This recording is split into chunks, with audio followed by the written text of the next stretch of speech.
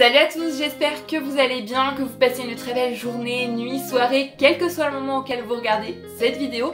Pour ma part, je suis comme toujours, bien évidemment, très heureuse de vous retrouver aujourd'hui sur la chaîne Booktube pour une nouvelle vidéo. Je suis d'autant plus heureuse que ça fait environ 2 semaines que j'ai pas eu le temps de me poser vraiment pour vous tourner cette vidéo.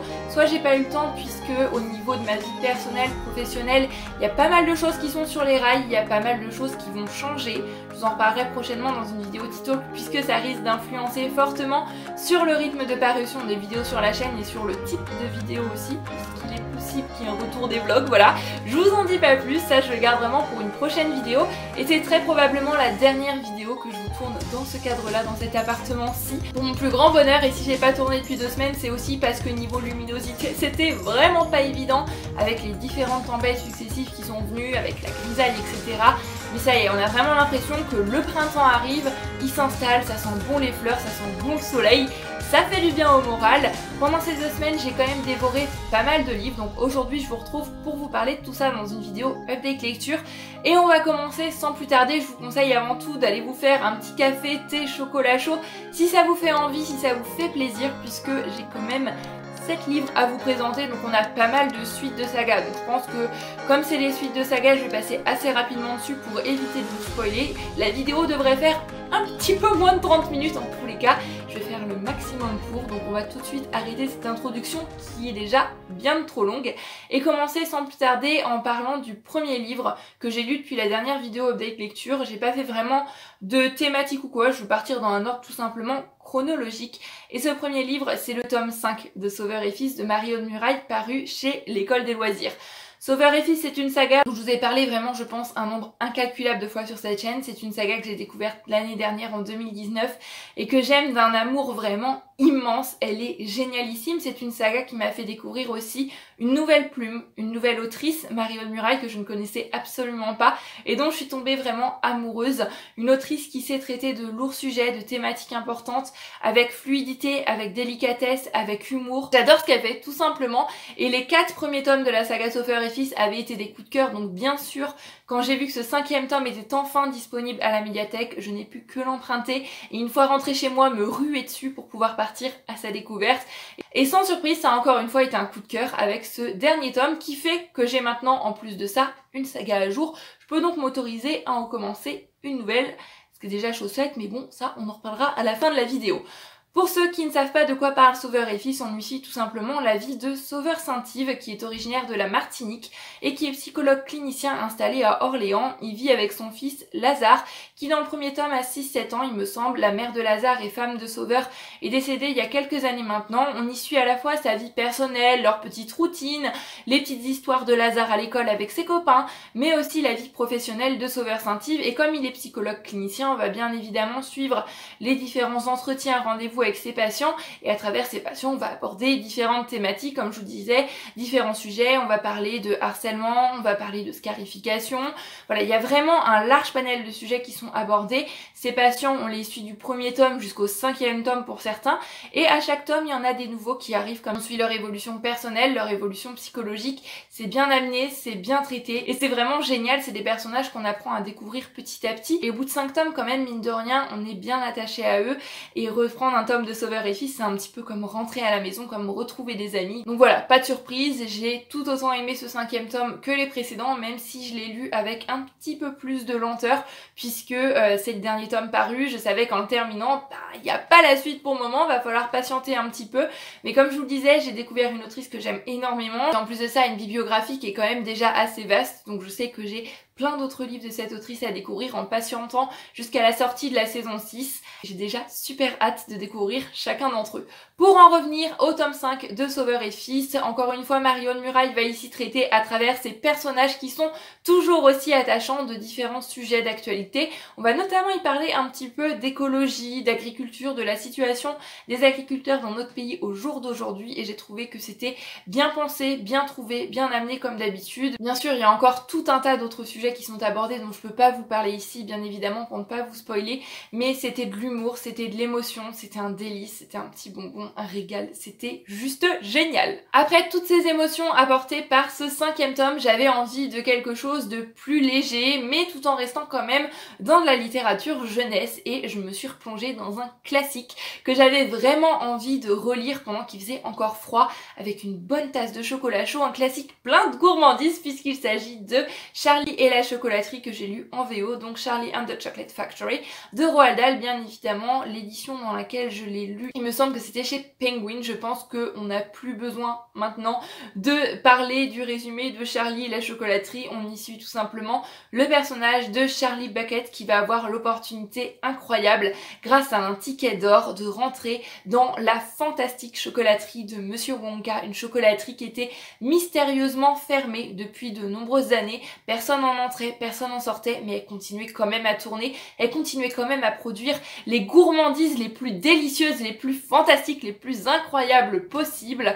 Charlie en plus de ça est un enfant qui vit dans une famille vraiment très pauvre, vraiment une opportunité incroyable, il va découvrir tout ça avec ses yeux d'enfant, donc partager ce monde incroyable de la chocolaterie de Monsieur Willy Wonka, un livre qui est devenu quand même je pense maintenant un classique de la littérature jeunesse. Roald Dahl c'est un auteur dont j'aime énormément les livres, j'aime énormément son style, sa plume, il a un aspect un petit peu poétique que je pense qu'on retrouve plus quand on le lit en VO, il aime beaucoup, notamment dans Charlie et la chocolaterie, à travers les Oompa Loompa, faire des espèces de passages un petit peu plus poétiques avec des rimes, des espèces de petites chansons, et je trouve ça vraiment chouette, c'est des livres qui sont vraiment complètement barrés, complètement loufoques la plupart du temps. Et ça a été un plaisir et un délice de replonger à la fois dans la plume de cet auteur mais dans ce classique de la littérature qui est juste génialissime. On se laisse complètement transporter, on se laisse complètement flotter par l'univers de Roald Dahl. C'est un classique que j'avais lu il y a quand même pas mal d'années maintenant, donc je me souvenais pas de tous les petits détails. C'était vraiment chouette de le redécouvrir, mais de le redécouvrir aussi avec mes yeux d'adulte. Et là je me suis rendu compte que c'est un livre qui passe quand même pas mal de forts messages, pas mal d'importants messages, notamment à travers tous les autres enfants qui vont visiter la chocolaterie aux côtés de Charlie. Je pense notamment à un enfant en particulier qui va nous passer le message de la télévision, des écrans à haute dose et du fait que c'est pas forcément bénéfique à la fois pour l'imagination, pour la créativité et pour le développement de l'enfant.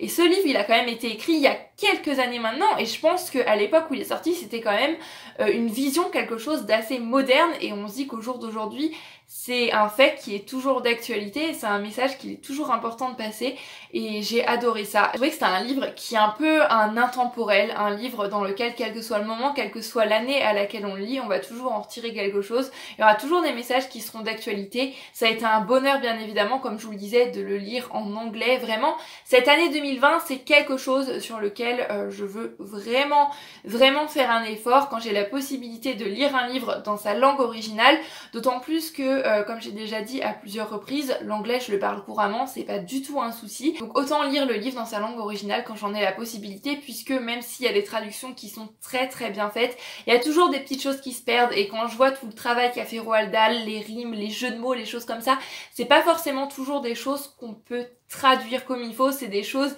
qui sont propres à la langue anglaise et qui n'ont pas forcément le même équivalent en français. En tous les cas, c'est un livre qui est bourré d'humour, de gourmandise, comme je vous l'ai déjà dit, c'est un livre que je relirai et relirai toujours avec autant de plaisir, je pense. Ça m'a donné bien envie d'ailleurs de revoir l'adaptation cinématographique qui a pu en être faite. Il y a celle bien sûr que tout le monde connaît, je pense, de Tim Burton, mais il y en a une plus ancienne que ça et j'ai jamais pu la voir, donc j'espère un jour en avoir la possibilité puisque elle me tente quand même pas mal. Pour ceux qui ne le savent pas, il y a un tome 2 à Charlie et la chocolaterie qui est Charlie et le grand ascenseur de verre, mais de ce que j'en ai pu lire, c'est vraiment complètement déjanté, complètement barré. On a une histoire d'extraterrestre.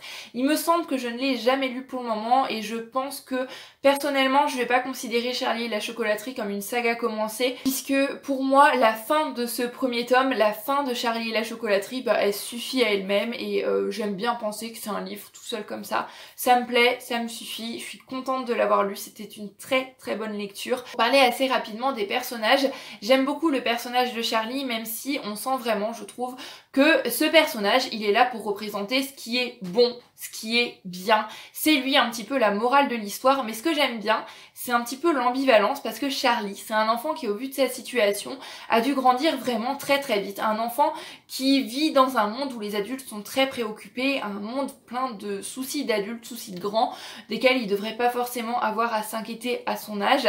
Et à côté de ça, on a le personnage de Willy Wonka qui lui est un adulte, mais un adulte plein de créativité, qui vit dans un monde d'enfant, qui a gardé son âme d'enfant. Et je trouve que les deux se complètent vraiment très bien. Willy Wonka, c'est un personnage qui est plein de mystères et je pense d'ailleurs que c'est mon personnage préféré de cette histoire. En bref, très très bonne relecture, un livre bien sûr que je ne peux que recommander également aux petits comme aux plus grands. Après ça, j'ai eu envie encore une fois d'un petit peu de douceur et pour ça je me suis tournée vers une valeur sûre. Il s'agit d'un manga, c'est le tome 9 de Une sacrée mamie de Yoshishi Shimada et Saburo Ishikawa, paru aux éditions Delcourt dans leur collection Akata. Pareil, le manga Une sacrée mamie, je vous en ai parlé un nombre incalculable de fois sur la chaîne, apparemment 8 fois puisque je suis rendue au tome 9, mais c'est une saga que j'aime juste énormément. C'est un petit bonbon, c'est un régal.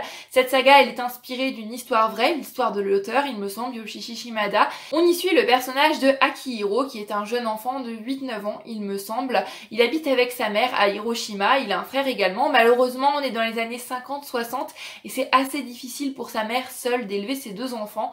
Elle va donc faire le choix d'envoyer Akihiro à la campagne, dans un tout petit village qui s'appelle Saga, chez sa mère. Donc la grand-mère d'Akihiro va donc l'élever, puisqu'on est à la campagne, elle se dit que tout ce qui est légumes, fruits, etc., il arrivera plus à avoir à manger, il pourra aller à l'école, ce sera plus simple et il aura peut-être une meilleure vie qu'en ville où c'est un petit peu compliqué. La grand-mère d'Akihiro est très pauvre, mais elle est vraiment d'une richesse intérieure incroyable. Elle a une philosophie de la pauvreté, comme elle aime le dire, et Akihiro va apprendre tout ça à ses côtés, va redécouvrir une nouvelle vie, un nouveau mode de vie et une nouvelle philosophie surtout. On va voir Akihiro grandir, on va voir sa grand-mère lui apprendre tellement de choses. C'est une saga qui est magnifique. C'est une saga qu'il est un peu difficile de décrire, je trouve, parce que c'est de l'émotion, c'est de la sagesse, c'est de la délicatesse, c'est de l'humour aussi. C'est juste génial, c'est bourré de tendresse et ce tome 9 n'a absolument pas dérogé au tome précédent. On a encore une fois beaucoup de réflexion, tendresse, beaucoup de morale passée dans ce tome-ci. Cette saga, elle est géniale et pour l'instant, je n'ai trouvé aucun tome en dessous des autres. C'est une saga, bien sûr, encore une fois, que je ne peux que vous recommander. Pour l'instant, depuis le début de cette vidéo, on est vraiment sur de très très bonnes lectures et on continue sur une excellente lecture avec le tome 3 de Percy Jackson, Le sort du titan de Rick Riordan, paru aux éditions Albin Michel dans leur collection Wiz. Encore une fois, une saga que je vous invite chaudement, vivement à découvrir parce que c'est aussi l'une de mes très belles découvertes de l'année 2019. Percy Jackson, c'est génialissime. On y suit le personnage de Percy Jackson qui un jour, pendant qu'il mène sa vie un petit peu tranquille, il est pas très doué au lycée, va se retrouver un petit peu poursuivi par une horde de monstres. Il se dit « Oh, qu'est-ce qui se passe? C'est incroyable !» Et c'est comme ça qu'il va découvrir qu'il est le fils d'un dieu. Puisque les dieux grecs, Zeus, Poséidon, etc. ne sont pas forcément que des légendes, ils existent bel et bien, et il arrive parfois qu'ils aient des enfants avec des humains. Ils sont donc des demi-dieux et ces demi-dieux vont en général dans une espèce de colonie, la colonie des sangs mêlés, en espèce de camp de vacances où ils sont réunis selon des maisons bien spécifiques, selon leurs parents. Il y a la maison Athéna, il y a la maison de Zeus, il y a la maison Poséidon, la maison Arès. Voilà, chaque dieu a sa maison regroupant ses enfants et ils vont apprendre diverses choses dans cette colonie, notamment à se battre puisque en tant que demi-dieux, ils sont pas forcément bien vus de tout le monde et tout le monde n'est pas forcément content de leur existence. Percy Jackson va découvrir tout ça petit à petit, il va se lier d'amitié avec certains personnages, il va mener des quêtes incroyables, vivre de folles aventures. On va suivre tout ça à ses côtés au fil de cette saga. Ce que j'aime aussi, c'est qu'on a la saga donc Percy Jackson et ensuite on a plein d'autres sagas dérivées de cet univers. Donc j'en suis terriblement heureuse puisque je me dis qu'une fois que j'aurai terminé Percy Jackson, je suis pas forcément tout de suite obligée de quitter l'univers. Pour en revenir maintenant au sort des titans, à ce 3e tome, c'était tout aussi génial que les tomes précédents, c'était incroyable, c'était de l'aventure, c'était de l'action, c'était fantastique. On va découvrir dans ce nouveau tome de nouveaux personnages encore une fois qui sont vraiment géniaux et qui ouvrent à une mythologie encore plus riche, encore plus recherchée. On sent vraiment que Rick Riordan pour cette saga a fait des recherches incroyable et moi qui aime vraiment beaucoup la mythologie grecque, c'est toujours un plaisir d'en apprendre plus puisque j'apprends des petites choses à travers cette saga, mais de retrouver certains éléments, c'est riche, c'est bien cherché, c'est bien travaillé, c'est bien mené, c'est incroyable, tout simplement. On va aussi retrouver bien évidemment des personnages des précédents tomes, on va en apprendre plus sur eux, on va voir leur évolution, on a l'histoire qui va évoluer aussi, on sent vraiment au fil des tomes que c'est une histoire qui s'assombrit puisque la situation de Percy Jackson, la situation des dieux même est vraiment de plus en plus lourde, de plus en plus pesante et ça se ressent vraiment. On a des passages haletants, on a de l'émotion, on a du suspense mais vraiment cette lourdeur, cette ambiance pesante, elle est un petit peu atténuée par le personnage de Percy Jackson qui est un personnage que j'adore, qui a un humour juste incroyable. Il peut être dans une situation mais vraiment loin d'être top, une situation vraiment verdi qui va toujours avoir le petit mot, la petite phrase pour rire un petit peu et c'est une chose que j'admire beaucoup chez lui, une chose qui apporte une petite touche un petit peu plus de légèreté à cette histoire qui est déjà riche, qui est déjà fantastique, incroyable et génialissime. Et la fin de ce 3e tome me donne qu'une envie, c'est de me ruer sur la suite de la saga et de la dévorer parce que c'était une fin juste de dingue, c'était une fin juste incroyable. En bref, vous l'aurez compris, ce 3e tome de Percy Jackson a été un véritable coup de cœur comme ont pu l'être les 2 précédents, c'est toujours aussi bien. Après ces quelques super avis lecture, on va passer à une petite déception, malheureusement ça arrive aussi, puisque j'ai lu Les Petites Reines de Clémentine Beauvais paru aux éditions Sarbacane. Alors je ne connaissais absolument pas Clémentine Beauvais, qui est une autrice dont j'avais beaucoup entendu parler, qui a quand même un petit peu sa renommée dans la littérature jeunesse young adulte. Les Petites Reines, c'est un livre qui a eu pas mal de succès également, dont on a beaucoup parlé ces dernières années, notamment au moment de sa sortie. Il avait eu beaucoup de très bons avis, et même quand je suis allée voir sur Livre Addict, les avis dans l'ensemble étaient quand même plutôt élogieux, plutôt bons, donc je me suis dit allez, une petite lecture young adulte, c'est l'occasion de découvrir une autrice, la plume de Clémentine Beauvais, et découvrir enfin ce roman Les Petites Reines. Dans Les Petites Reines, on y suit le personnage de Mireille, Akima et Astrid, qui ont été élus grâce à un concours extrêmement intelligent, extrêmement sympathique, les boudins de leur lycée. Voilà, les 3 filles, vraiment les plus moches du lycée, donc elles pourraient être complètement atterrées, complètement dépitées, mais c'était sans compter sur Mireille qui, bon, elle est quand même un peu déçue parce que ça faisait 2-3 ans qu'elle était élue boudin d'or, cette année elle est juste boudin d'argent ou de bronze, je sais plus exactement. Oh mince, elle a perdu sa super position de boudin d'or, elle se dit bon on va pas se laisser abattre, elle va chercher Akima et Astrid, donc les 2 autres filles qui ont également été élues boudin à ses côtés, elles se disent bon allez, on va vendre des boudins sur la route, on habite à Bourg-en-Bresse et on va aller faire la route à vélo jusqu'à l'Elysée. Et bien sûr, leurs périples vont être suivis par les différents journaux locaux, etc. Je vous en dis pas plus, c'est à peu près tout ce que j'en savais en plongeant dans ce livre. Je me suis dit, bon allez, une espèce de petit road trip, ça peut être sympa, ça peut également parler de harcèlement scolaire. Si c'est bien traité, ça peut vraiment être un très bon moment de lecture. Malheureusement, comme je vous l'ai dit, c'était une lecture de laquelle je ressors un petit peu mitigée, que j'ai pas forcément apprécié plus que ça. Il y a quand même des points positifs, donc on va commencer par là. J'ai eu vraiment l'impression, en lisant la 4e de couverture, comme je vous disais, que c'est à cause de cette élection de boudin qu'elles vont faire le trajet jusqu'à l'Elysée. C'est peut-être ce qui a déclenché la chose, mais c'est tellement plus large que ça. Il y a tellement de choses, il y a tellement de raisons. Ce livre va nous parler de justice, va nous parler de tolérance, va nous parler de harcèlement scolaire, va nous parler de quête d'identité également. Il y a vraiment un large panel de sujets qui sont abordés, des sujets importants, et ça c'est une chose que j'ai vraiment beaucoup appréciée. Il y a beaucoup de beaux messages.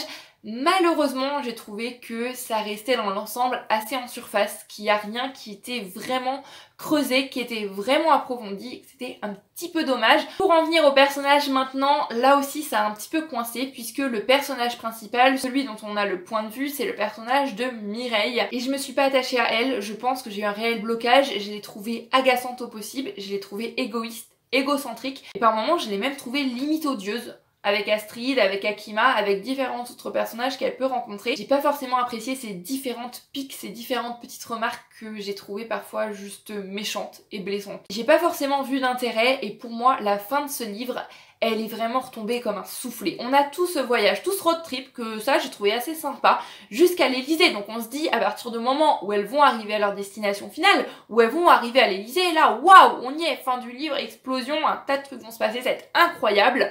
Et là, pouf, c'est retombé comme un soufflet, la fin m'a énormément déçue. Je suis quand même contente de l'avoir découvert puisque c'est un livre, comme je disais, quand même assez connu maintenant, je pense. Ça m'a permis de découvrir la plume de Clémentine Beauvais. Peut-être que je lirai un autre livre de cette autrice, je sais pas. Pour celui-ci, ça a été une petite déception, c'est comme ça, je vous disais, ça arrive, c'est pas grave. Après ça, je me suis plongée dans un premier tome de saga, mais Il ne s'agit pas d'une nouvelle saga en cours puisqu'il s'agit d'une relecture. Ce premier tome, je l'avais déjà lu il y a 5-6 ans maintenant. Il s'agit de The Wishing Spell, le premier tome de la saga The Land of Stories de Chris Colfer. Je la lis en VO personnellement, mais c'est également paru en français. Le premier tome, il s'appelle Le Sortilège perdu et c'est la saga Le Pays des Contes, donc toujours de Chris Colfer. Et puis par contre, chez quelle maison d'édition ça a été publié en français. J'avais juste terriblement envie de réécriture de contes et ça, je suis même sûre que c'est parce que en janvier, avec mon copain, on allait se faire un petit week-end à Disneyland et donc plonger dans cette ambiance conte, cette ambiance Disney, je me suis dit waouh, j'ai pas envie de terminer ce week-end comme ça, j'ai vraiment envie de prolonger un petit peu le truc, j'ai envie de me faire une réécriture de conte et c'est l'occasion de reprendre ce premier tome pour pouvoir ensuite continuer la saga. Je me souviens que ce premier tome, je l'avais vraiment énormément aimé. C'est une saga dans laquelle on suit deux jumeaux, Alex et Connor, environ une dizaine d'années je pense. Alex, elle est vraiment très studieuse, elle aime beaucoup les contes, elle aime beaucoup lire la littérature. Connor, lui, les études, les cours, tout ça, c'est pas forcément ce qui l'intéresse le plus. Ils ont une situation familiale un petit peu compliquée au moment où on commence ce premier tome puisque leur papa est décédé il y a une année maintenant, il me semble. Ils vivent seuls avec leur maman. Ils ont dû déménager, changer de maison puisque financièrement c'était pas tellement la joie. Il y a leur grand-mère qui vient les aider de temps en temps mais ils les voient pas vraiment souvent. Leur grand-mère et leur papa avaient l'habitude de leur raconter des contes merveilleux. Quand ils leur racontaient des histoires, on avait vraiment l'impression qu'ils les avaient vécues, qu'ils y étaient. Et leur grand-mère va pour leur 11e anniversaire leur léguer un petit peu le livre de contes qu'ils lisaient quand ils étaient petits. Et ils vont vite se rendre compte que ce livre de contes, il est un petit peu particulier, il bourdonne, il chantonne, il fait des trucs qu'un livre n'est pas forcément censé faire. Et un jour, ils vont découvrir qu'ils peuvent tout simplement rentrer dans le livre et c'est comme ça qu'ils vont se retrouver plongés dans le pays des contes. Un pays où Blanche-Neige, Cendrillon, tous les personnages de contes de fées existent réellement et leur histoire elle s'est pas forcément arrêtée à la fin de la dernière page. Je vous en dis pas plus, c'est un livre que j'ai énormément aimé. C'est vrai que c'est un livre qui est quand même assez jeunesse, mais j'ai passé un excellent moment de lecture. Vous le savez maintenant, si vous suivez ma chaîne depuis un petit moment, moi la littérature jeunesse, j'adore ça. Et on voit vraiment que Chris Colfer a fait énormément de recherches sur les contes, sur les personnages, sur leur histoire. C'est un univers qui est vraiment riche, qui est vraiment bien travaillé. Et je pense que dans les tomes suivants, il ne peut que s'enrichir encore plus. Donc ça titille un peu ma curiosité. Et c'est ce qui me pousse vraiment à poursuivre la saga parce que j'ai hâte de voir ce que l'auteur peut apporter de plus que ce qu'il a pu déjà créer dans ce premier tome. Les personnages sont terriblement attachants, bien évidemment, Alex, Connor, tous les personnages de contes que l'on va redécouvrir dans cette histoire, on va redécouvrir leur histoire, on va découvrir aussi des liens qui vont se tisser entre les personnages, par les personnages du Chaperon Rouge et de Jacques et le Haricot Magique, il y a Cendrillon qui va rencontrer Blanche-Neige, voilà, il y a tout un tas de contes qui vont se mêler les uns aux autres, c'est un plaisir, c'est un régal, c'est génial, c'est vraiment bien fait, c'est bien tissé, c'est bien travaillé. Ce que j'ai beaucoup apprécié, c'est également à travers le personnage d'Alex, comme je vous disais, qui est une personne qui aime beaucoup la littérature, qui aime beaucoup les livres. On va aussi parler de cet effet que peuvent avoir les livres, cet effet un petit peu échappatoire, cet effet détente. Les livres, c'est une évasion. C'est quelque chose qui peut vraiment aider à se sentir mieux et c'est un sujet qui était bien traité aussi, je trouve. Pour en revenir maintenant à l'aspect conte de fées,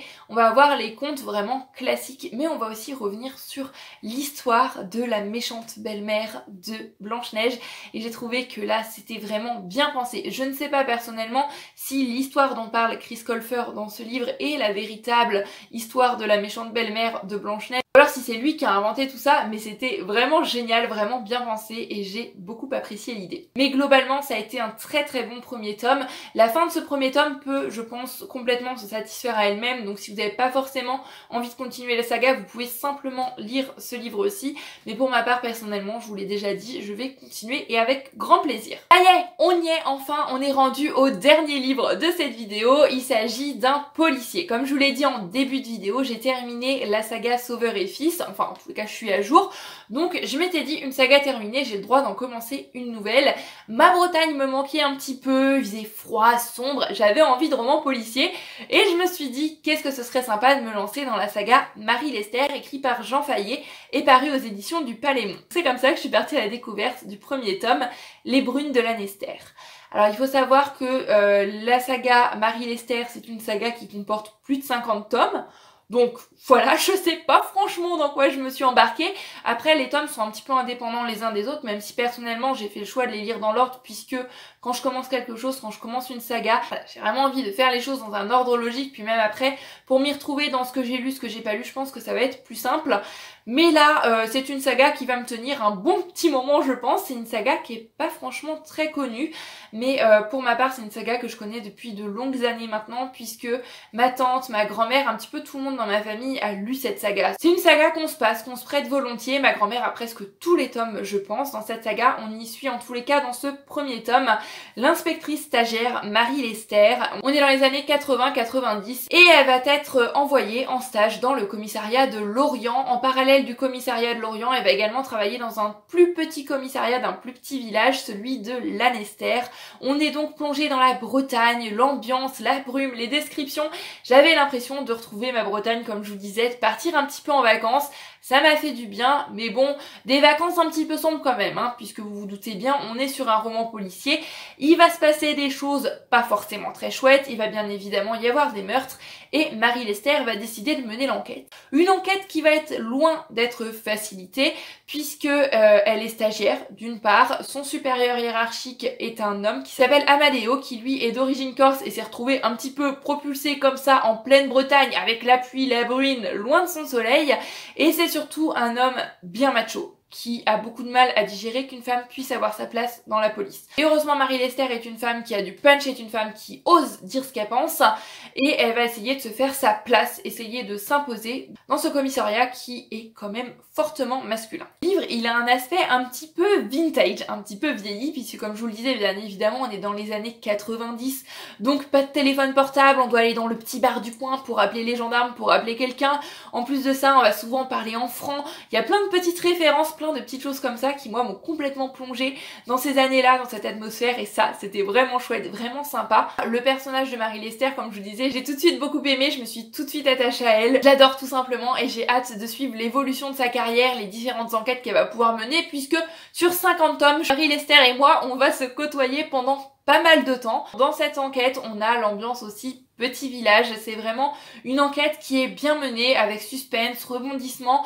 Bon, c'est pas l'enquête la plus haletante qui soit, c'est un livre qui fait 175 pages il me semble, donc ça se lit très rapidement. Les livres s'épaississent un petit peu ensuite, il s'agit là quand même du premier livre, du premier tome de la saga. Je sais pas si personnellement c'était le premier livre de l'auteur, mais j'ai passé un très bon moment de lecture, j'ai trouvé que c'était chouette, c'était sympa. Si vous aimez la Bretagne, si vous aimez l'ambiance petit village, l'ambiance petite enquête, assez sympa, avec une fin qui m'a quand même surprise sur certains aspects, il y a certaines petites choses que j'avais pas vu venir, donc j'ai hâte de poursuivre avec les autres tomes. Après, le roman policier, c'est vraiment pas un genre que je lis énormément, même si par moments j'ai mes phases romance, mes phases thriller, mes phases roman policier, j'en ai pas lu une quantité incroyable.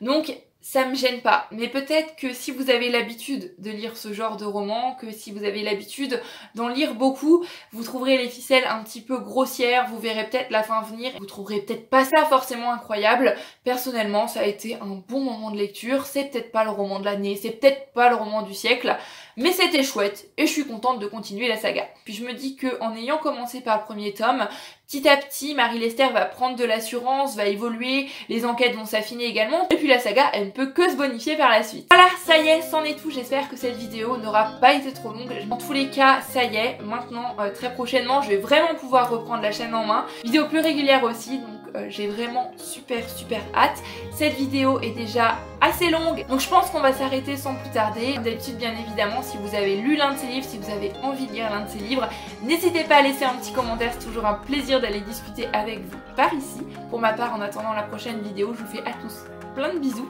et je vous souhaite de très belles lectures. Prenez grand soin de vous et à bientôt sur la chaîne YouTube pour une nouvelle vidéo. Bye bye!